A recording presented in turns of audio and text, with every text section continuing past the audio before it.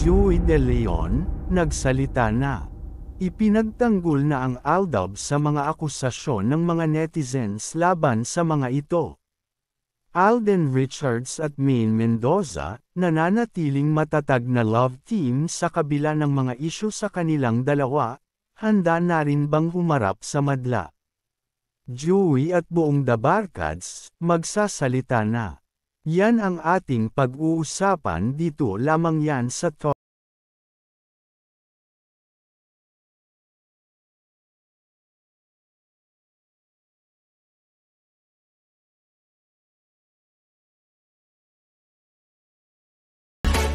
Umalangaw-ngaw nga sa mundo ng social media ang mga isyo na kinakaharap ngayon ang Aldab Love Team na sina Maine Mendoza at Alden Richards.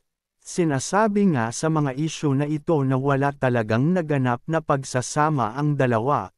Bagkus ito ay hindi totoo, ngunit alam naman natin na ang dalawa ay kinasal at napanood ng mga Aldab Nation ang pangyayaring ito, kaya naman sila ngayon ang nagtatanggol sa kanila, ngunit bakit nga ba tinitira pa rin ng mga isyu ang love team na ito?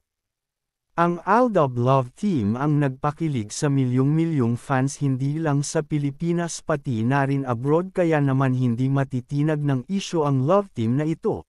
Sa katunayan nga ay kahit pa hindi na nagkakasama ang dalawa on cam ay tiyak pera naman ang pagkikita ng dalawa kahit di nababalita sa social media. Kinangako nila sa kanilang fans na walang mag-iiwanan sa kanilang dalawa. Sila peren ang hanggang sa dulo, mga pangako na binitawan nila noong sila ay ikasal.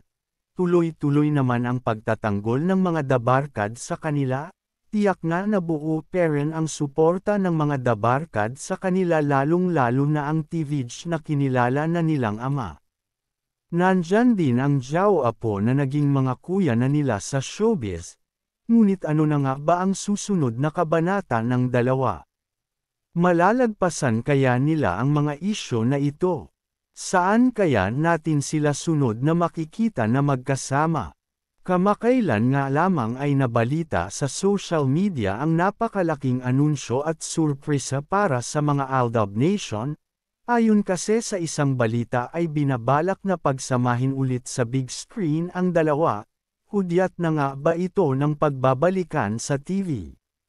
Yan ang mga balita na dapat nating tutukan, kaya naman kung natapos mo itong video, please subscribe for more update.